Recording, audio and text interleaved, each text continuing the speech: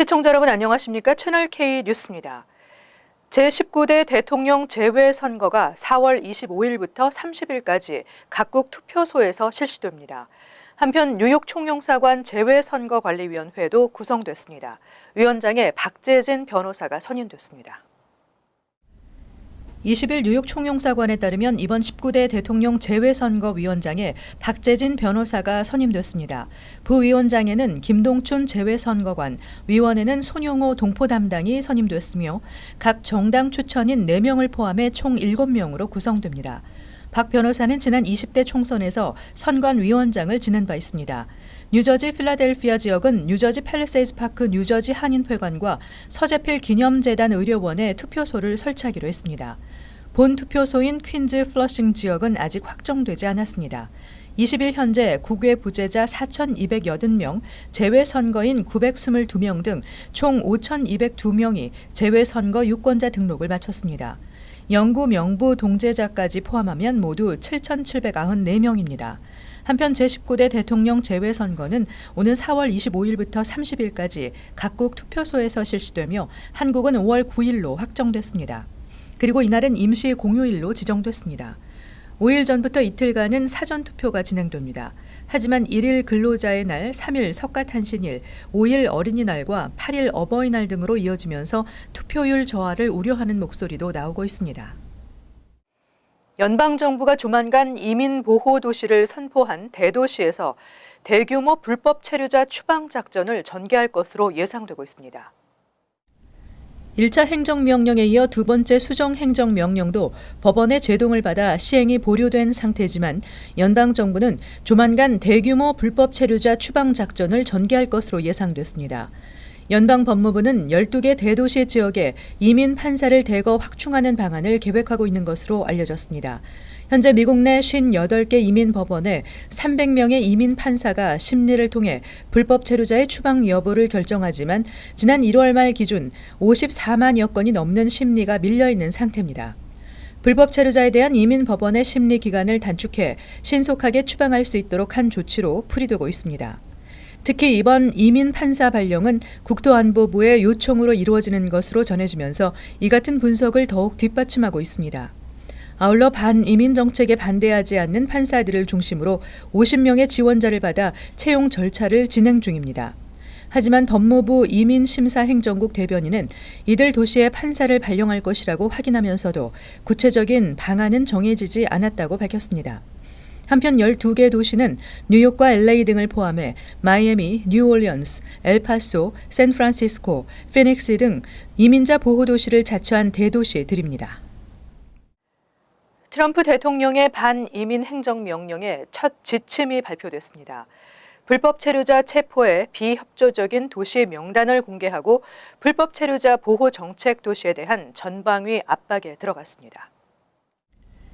20일 불법 체류자 체포와 구금의 비협조적인 지방자치단체 118개 명단이 공개됐습니다. 명단을 공개한 연방국토안보부는 지난 1월 28일부터 일주일 동안 각 지역에서 구금된 불법 체류자가 구치소 등에서 풀려난 사례가 모두 206건이라고 집계했습니다. 이 중 뉴욕주 나소 카운티는 구금 불법 체류자 석방 사례가 38건으로 전국 2위를 기록했고 업스테이트 뉴욕 프랭클린 카운티는 9건으로 6위를 기록했습니다. 이번 보고서는 트럼프 대통령의 반이민 행정명령에 따른 것으로 연방국토안보부가 처음 발표한 것입니다.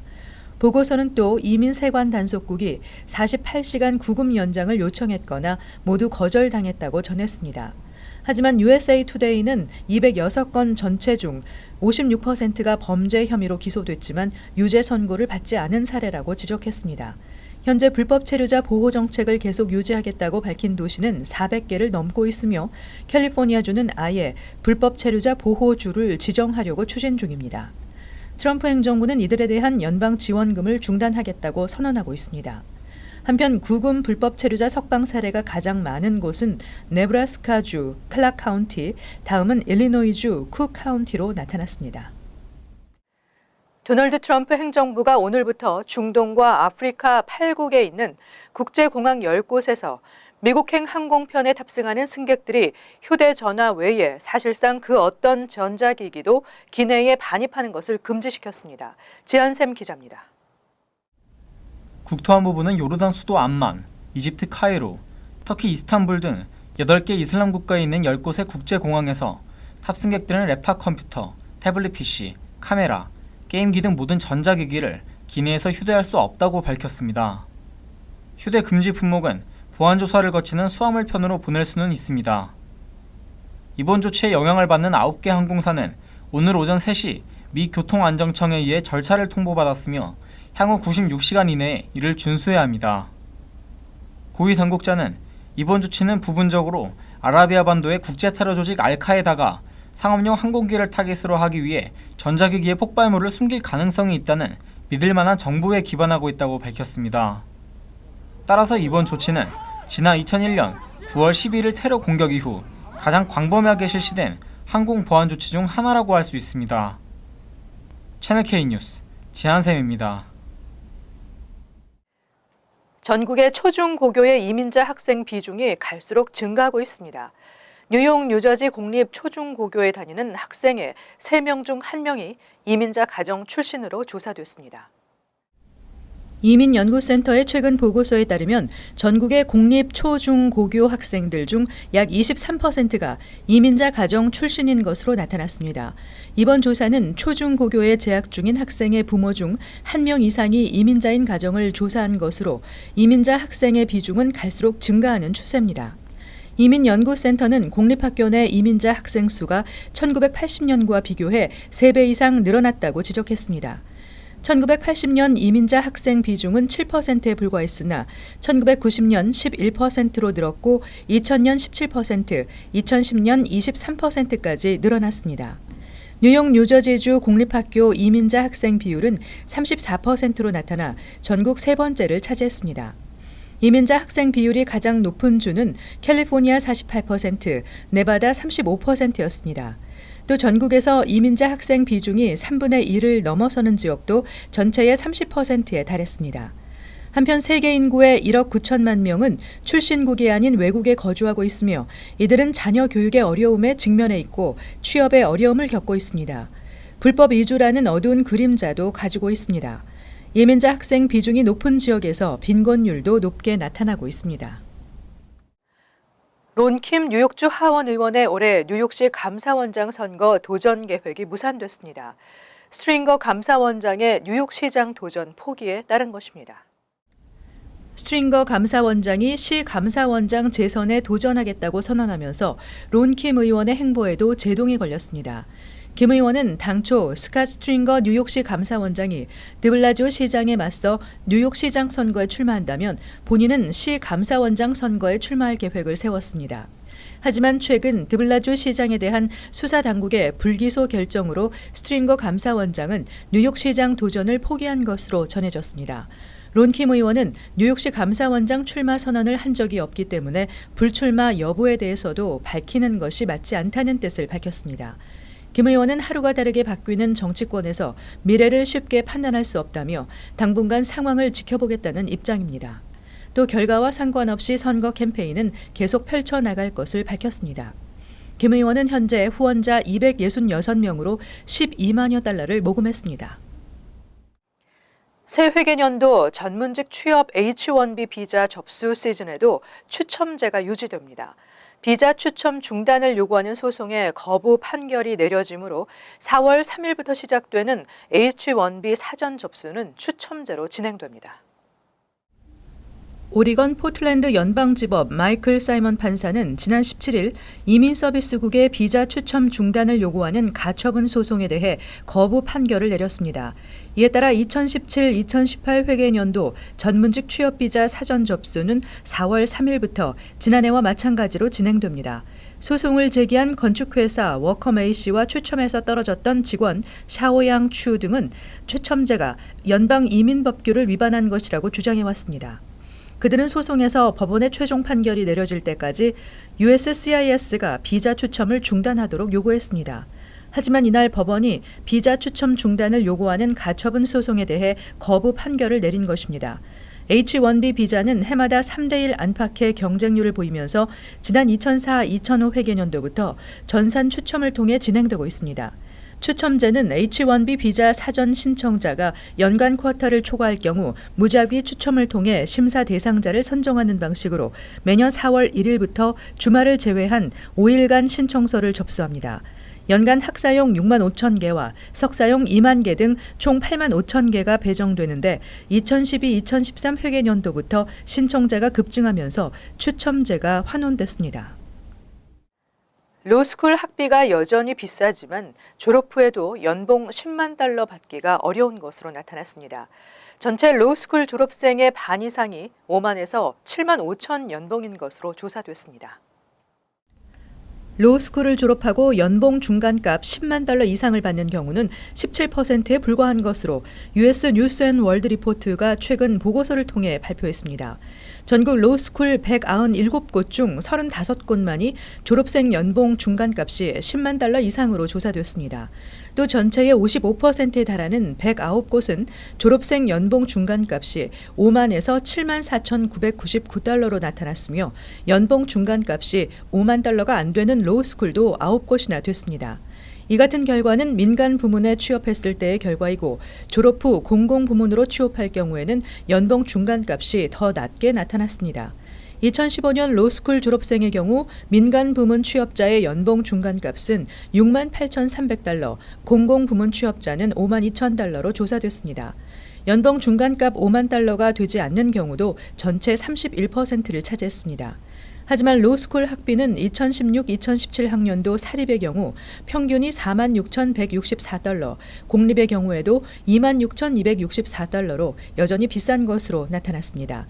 가장 비싼 사립 컬럼비아대 로스쿨은 6만 5,260달러로 나타났고 공립임에도 버지니아대 로스쿨의 수업료는 5만 6,300달러로 명문 사립대 못지않습니다. 변호사 초임은 초봉으로 적지 않다 할 수 있지만 투자 대비 크다고 할 수도 없는 것으로 나타났습니다.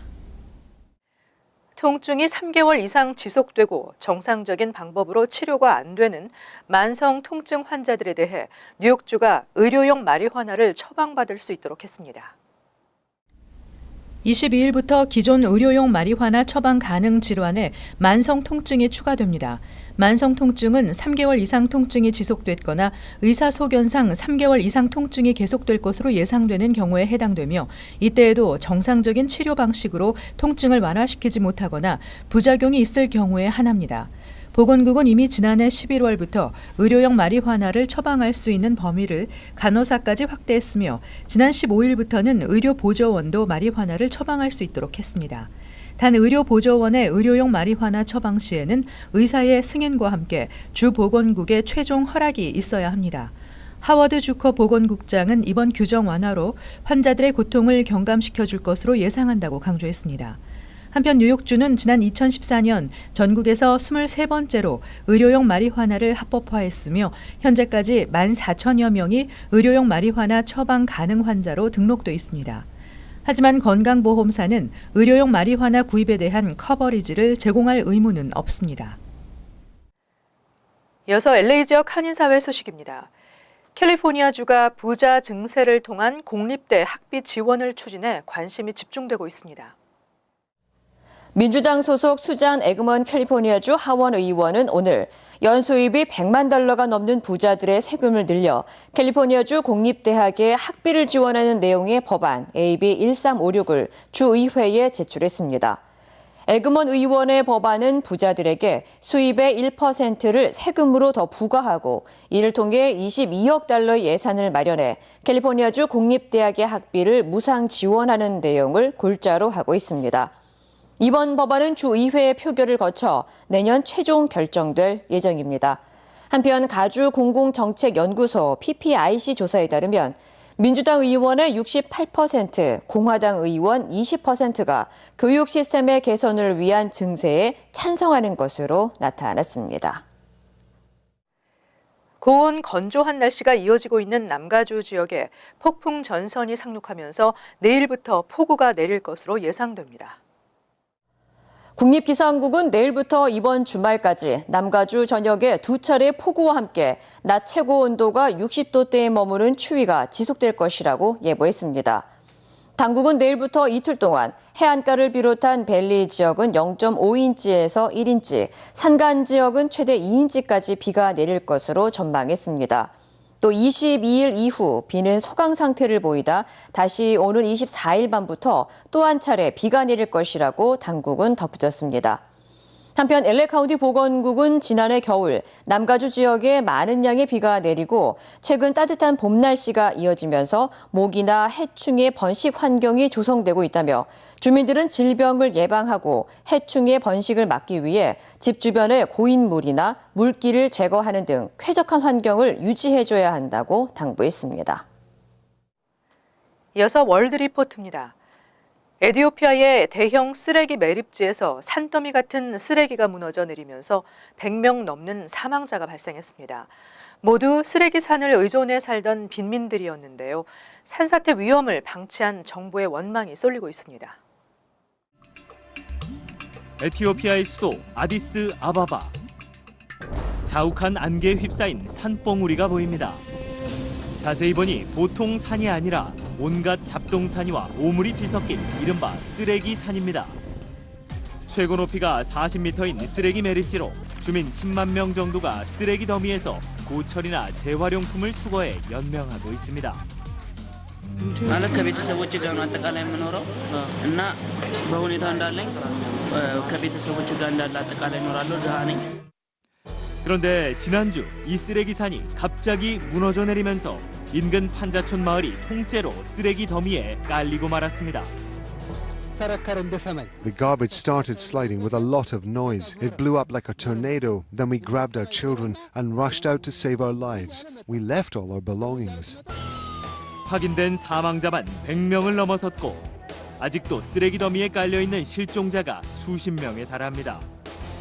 5 ቤቶች ውስጥ ያለቁ አንድ ቤት እኛ ቤት ማለት ነው ጠቅላላ ቤቱን እንዳለ ከዛ በላይ ማን 이곳에 쓰레기산이 생기기 시작한 건 50년 전. 급격한 도시 개발로 쏟아져 나온 쓰레기들이 거대한 산을 이루자 산사태 위험이 고조돼 한때 매립을 중단시켰습니다. 하지만 매립지가 모자라 몇 달 전부터 매립을 재개했고 결국 붕괴 사고로 이어졌습니다. አሁን ግን የከፋ ጉዳት ያደረሰው ከላይ ያለው ተው ያንን ላይ ያለው ተራራ አትሙሉት እየተባለ ነበር. ተው አቁሙ ሰው ይንሸራተታል እየተባለ ነበር. 이런 쓰레기산은 지구촌 곳곳에 존재합니다. 높이가 무려 100m에 달하는 루마니아의 쓰레기산은 하루 종일 유독가스를 토해내지만 가난한 사람들은 여기서도 쓰레기 더미를 파헤칩니다. The smell of rotten garbage, it kills you. You cannot stay outside more than 1 minute. So you have to wear a mask so you can stay outside. 세계 3대 빈민촌인 필리핀 마닐라 외곽에는 쉴 새 없이 연기가 피어올라 스모키 마운틴이라 불리는 쓰레기산이 있습니다. From food, to aluminum, from anything that they can sell, nothing left. Everything is resellable. No, they rather to choose to be on the garbage instead of die. 쓰레기산이 유일한 생명줄인 주민들은 언제 무너질지 모르는 쓰레기 더미 속에서 오늘도 목숨을 건 사투를 벌이고 있습니다. 이어서 간추린 소식입니다. 19일 밤 11시쯤 맨하탄 한인타운 인근 패스트트레인 33스트리트 역사에 폭발물이 설치됐다는 신고 전화가 접수되면서 한바탕 소동이 벌어졌습니다. 당초 한 남성은 911로 전화를 걸어 뉴욕 패스트트레인 역사 중 한 곳과 뉴저지 해리슨 패스트트레인 역에 폭발물이 설치됐다고 신고했지만 몇 분 후 33가 역에 폭발물이 설치됐다고 말했습니다. 하지만 수색에 나선 경찰은 특별한 징후를 발견하지 못했고 용의자의 행방을 찾고 있습니다. 뉴욕시 선거관리위원회가 투표 인증 스티커 I voted 디자인 공모전을 개최합니다. 이번 공모전은 올해 실시되는 뉴욕시 예비선거와 본선거를 앞두고 투표율 향상을 위한 것입니다. 2인치 둘레의 스티커 안에 I voted란 글귀가 들어간 디자인을 만들어 오는 4월 14일 오후 5시까지 선관위 웹사이트에 제출하면 됩니다. 최종 선정된 작품은 올해 실시되는 투표소에서 투표 인증 스티커로 유권자들에게 지급됩니다. 한인 네일 뷰티 서플라이 업체 키스 프로덕트가 롱아일랜드 포트 워싱턴 펠 코퍼레이션 부지를 인수하는 계약을 체결했습니다. 건평 28만 스퀘어피트의 16에이커 부지는 인수 금액 약 3천만 달러로 다음 달 초 클로징을 완료할 계획입니다. 키스 프로덕트는 클로징이 완료되는 대로 이 건물을 리노베이션하고 단계적으로 사무실을 옮길 계획입니다. 키스 프로덕트는 더욱 크게 성장하는 비즈니스 환경을 조성할 수 있을 것으로 기대했습니다. 뉴욕시 교통국은 퀸스 플라자, 코트 스퀘어, 헌터스 포인트 역 주변에 5개에서 10개의 시리바이크 스테이션을 설치한다고 밝혔습니다. 교통국은 오는 23일 뉴욕 시립대 로스쿨에서 오후 6시부터 주민 공청회를 열고 시리바이크 스테이션이 필요한 지역에 대한 주민들의 목소리를 경청할 예정입니다. 다음은 환율과 증권 소식입니다.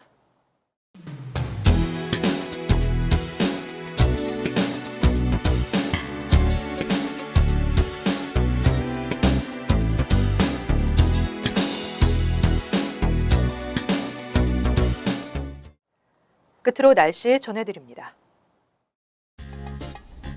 수요일은 대체로 맑은 날씨에 쌀쌀해지겠습니다. 낮 최고 기온은 36도 섭씨 2도, 밤 최저 기온은 22도 섭씨 영하 6도 예상됩니다. 목요일은 화창하겠고 춥지 않겠습니다. 금요일은 대체로 흐리고 오전 중 지역에 따라 소나기가 예상되며 차차 맑아지겠습니다. 토요일은 흐린 날씨지만 포근하겠습니다. 항상 여러분과 함께하는 채널 K 뉴스 여기서 마칩니다. 시청해주신 여러분 고맙습니다.